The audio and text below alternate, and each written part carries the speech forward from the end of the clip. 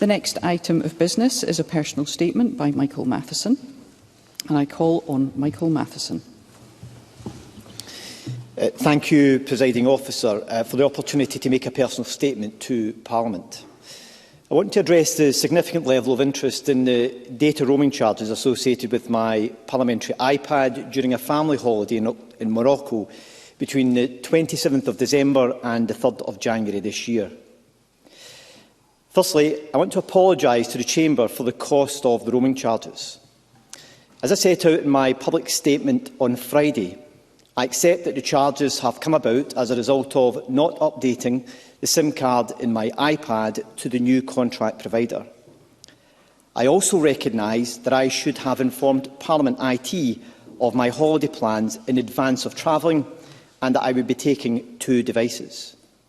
That was my responsibility, and I accept it in full. I therefore think it's important to set out to the Chamber all of the facts of what happened and, in particular, exactly how the charges came about. I travelled to Morocco with my family, wife and 2 teenage boys on the 27th of December. On the first day of the holiday, the 28th of December, I contacted the Parliament's IT department, told them that I was out of the country and that my parliamentary phone wasn't working, but that my iPad was working. In the course of 2 phone calls, after an initial effort to get the phone working, Parliament's IT department advised that they had checked with the network operator, who explained that my data package was suitable for use in Morocco. They also advised that I should try to remove and replace the SIM card from my phone, as the problem may be a fault with the SIM card. Nothing in those discussions led me to believe that there was any risk in using my iPad while in Morocco. I want to be clear with colleagues that I did not knowingly run up the roaming charges bill. Quite the reverse. I checked what I should do before I used my iPad. My mistake, and I wholly accept this, was not to have sorted all of this out long before I went to Morocco.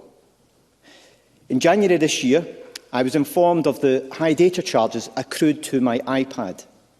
Of course, I queried the charges, and Parliament confirmed that they had contacted the provider for more information. At this time, I handed my iPad over to the Parliament for it to be checked.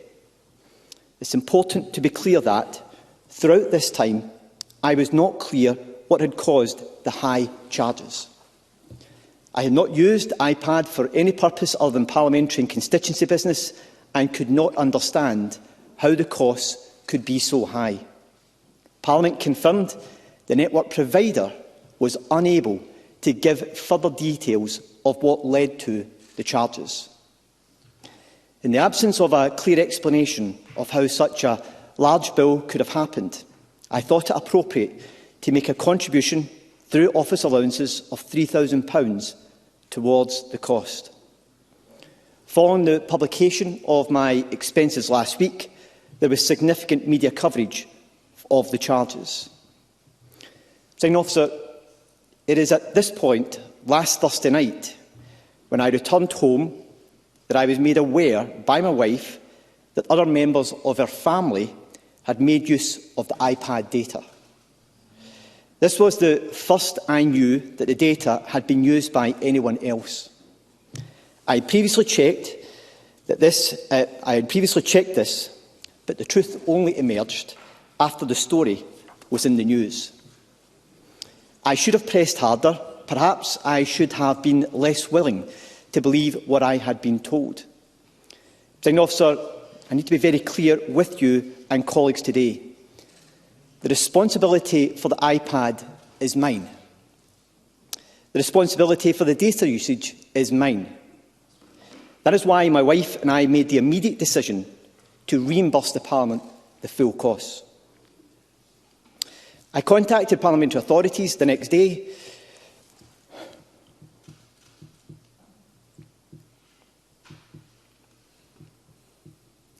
I contacted parliamentary authorities the next day to make clear arrangements to reimburse the full cost of the roaming charges and issue a personal statement to explain the decision. In my statement issued last Friday, I made no reference to the use of data by my family. As a parent, I wanted to protect my family from being part of the political and media scrutiny associated with this, something I believe any parent would want to do. I am a father first and foremost.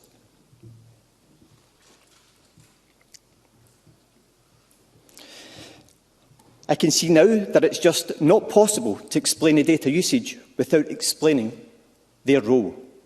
Presiding Officer, the simple truth is they were watching football matches. On Tuesday, I told the First Minister that members of my family had made use of the iPad data, and yesterday evening I provided him with a full account of the matter and of my intention to inform Parliament. Presiding Officer, disclosing this information about my family has been extremely difficult. Mistakes have been made by me and by my family, and mistakes have been made in the way in which I've handled this. I should have sorted the SIM card. I should have investigated what happened more thoroughly. I accept that, take responsibility, and I apologise unreservedly. That is why the costs have now been fully reimbursed to Parliament. And that is why I have today I've referred myself to the Scottish Parliament corporate body under Section 7 of the MSP Code of Conduct, so that they can consider whether to investigate the matter further to address any remaining questions to this Parliament's full satisfaction. Presiding Officer, I take very seriously the reputation of the Scottish Parliament, of which I have always striven to be a diligent member since its restoration in 1990. My wish is that I can now focus fully on the vital duties that I have as MSP for Falkirk West and as Health Secretary. I hope members will accept my explanation, my self-referral under the Code of Conduct and my unreserved apology. Thank you. Given the decision of the Parliament to suspend Rule 13.1.4, I will allow a period of around 10 minutes for questions, and I would be grateful if any members who wish to put a question were to press their request to speak buttons now. I call Douglas Ross. I'm grateful, Presiding Officer, and to Michael Matheson for the personal statement he has just provided, and I can fully see the difficulty it has caused him. However, questions remain. During that statement, Michael Matheson said he could not understand how he had racked up so much data roaming charges. He went on to say he could not explain the data usage. But of course he did explain the data usage. He told this Parliament, when he claimed for expenses, that it was a legitimate expense. He promised the Parliament it was a legitimate expense. He gave this Parliament written assurances it was a legitimate expense. If it has now transpired that his son was watching football, why did he claim he was doing parliamentary work? Can he say, if he cannot understand at the time or could not explain the data usage, how he could 100% say to the Parliament, when claiming £11,000 of taxpayers' money, that he was doing parliamentary work? The two stories do not align. And it does seem that Parliament was misled to make that claim. Does Michael Matheson agree with that? He also said in his statement that he looked for £3,000 to be taken out of his office cost allowance. Was that his only request, or did he seek more money and more support out of available budgets? He said he made the immediate decision on hearing from his wife to repay the money. But in the statement that he made to the media and to the Scottish public, he said that was as a direct consequence of using an outdated SIM. Did he mislead the Scottish people by using that argument rather than what we now know to be the case. The Health Secretary has belatedly been forced to be honest about the circumstances. But what we cannot ignore and we cannot forget is that months ago he wanted the Scottish taxpayer to pay £11,000 for his roaming bill. That roaming bill was accrued not due to parliamentary duties which he claimed, and therefore he falsely claimed that money. Will the Health Secretary accept that? Michael Matheson. Presiding Officer, in my statement, I was clear that at the time when I was notified of the high charges associated with my iPad, that the Parliament IT department contacted the network provider to try and find out more details as to how the costs had been associated with my iPad. Unfortunately, the network provider were unable to provide that information to the Parliament. And therefore, we were unable to identify how the costs of the roaming charges associated with my iPad had been accrued. I therefore, and at that time, I also passed my iPad to the IT department to consider whether there was an issue with it and for them to look at the device. I also made the contribution of £3,000 towards the costs in order to help to meet the costs associated with the Parliament's IT department in meeting the overall costs. That was something which I volunteered in making to the Parliament directly itself. The member makes reference to my statement last Friday, and I made no reference to the fact that that data usage had occurred through members of my family. As I set out in my statement, this has been a very challenging and emotional time for my family. I chose not to provide details of that in my statement on Friday because it would implicate my children in this issue. I chose not to provide that information in order to try and protect them from the inevitable media scrutiny and political interest that would generate. I did that as a father to protect them. Jackie Bailey. Could I thank Michael Matheson for his personal statement? I think anyone who has had teenage children will understand what has happened, but what people will not understand is the cover-up. And this has only had the effect of heightening the media scrutiny, which understandably he did not want for his family. But I regret to say that the failure to replace the SIM card, despite reminders over several years, is wholly negligent. I regret that the failure to keep the iPad secure is equally negligent. And I regret that on repeated occasions he assured this Parliament and made statements in the press that were wholly incorrect. There is a serious question of judgment here, but whilst he was focused on this mess of his own making, A&E waiting times had gone up this year to the highest level. NHS Greater Glasgow and Clyde were named as suspects in a corporate homicide case, and 820,000 patients are waiting too long on NHS waiting lists for treatment. Does he not believe that as a result of that serious question of judgment, that people will understandably have lost confidence in his ability to do his job as the Cabinet Secretary for Health? And I have to ask, why didn't he investigate the use of data when it was raised with him consistently by parliamentary authorities? Why is it only now that he asked his family what actually happened? Michael Matheson. Presiding Officer, I wholly accept that the data usage and the cost which has been associated with that are my responsibility, which is why last Thursday we as a family made the decision to reimburse the Parliament for the full costs which were associated with that. My use of the iPad when I was on holiday was purely for constituency and parliamentary purposes, and that was my understanding of all that happened with the iPad when it travelled with us. Clearly, things have changed as a result of the information which I now have. Can I also be very clear with the member? I did ask, and IT sought to try and get further details from the network operator on exactly what the iPad had accrued the charges for, and the network operator were unable to provide that information. I also discussed the matter with my family and received assurances at that time. Had I known that my family had made use of the data at that time, I would have met the costs associated with that. But I did not know that, which is why at that time I could not understand how the costs had been accrued.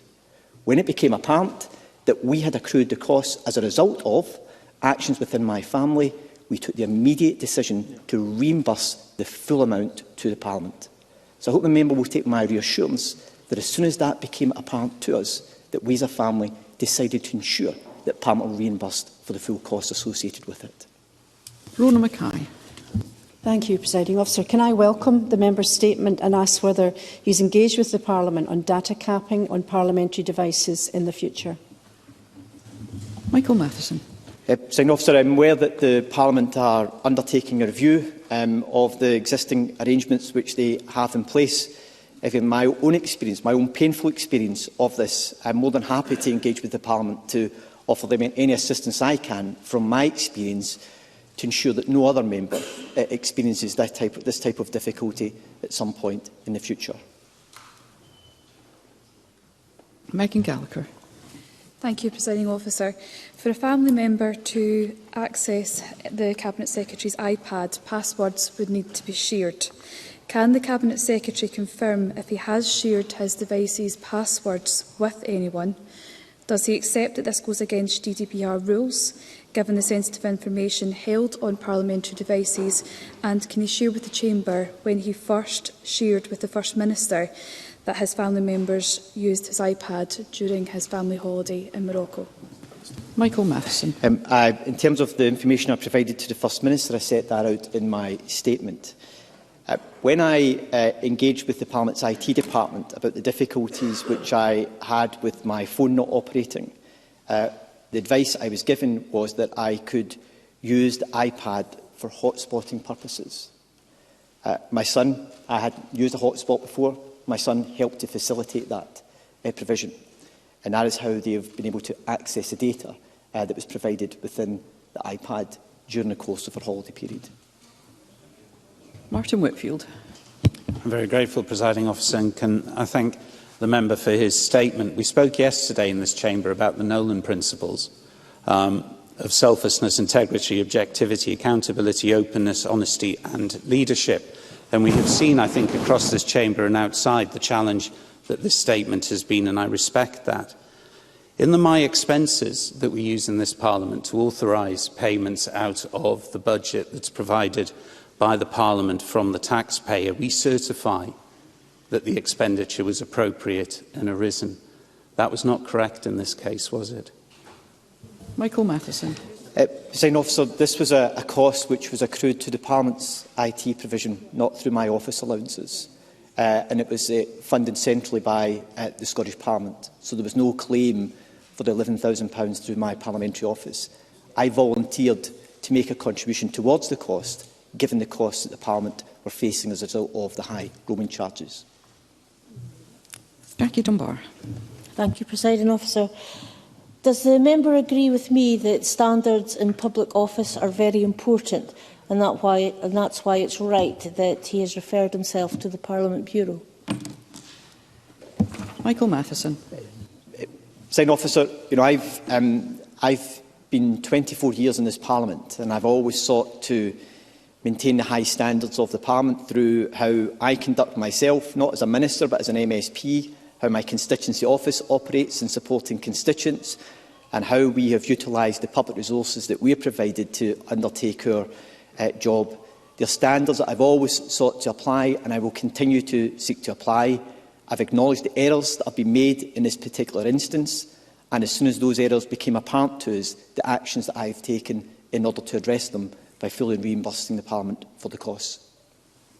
Thank you. That concludes the personal statement. Point of order, Douglas Ross. I'm grateful, Presiding Officer. We've had a short time to question the Health Secretary. I wonder what opportunities there will be for further questioning, and particularly with the referral to the corporate body, Michael Matheson said in his role as a government minister on Monday, in response to a journalist's question, was there any personal use? Michael Matheson said no, as I made very clear, etc., etc. But we've just heard from Michael Matheson that on Thursday evening he knew there was personal use. So will the investigation by the corporate body look into the conflicting statements Michael Matheson has given Parliament today, what he said in his role as a government minister on Monday, and the apparent revelation from his family on Thursday evening? Secondly, the First Minister refused to answer questions about this issue at FMQs. Particularly my question is, did he still believe it to be a legitimate claim? I can only assume now he doesn't. However, when did he become aware? Michael Matheson, in his statement, said he spoke...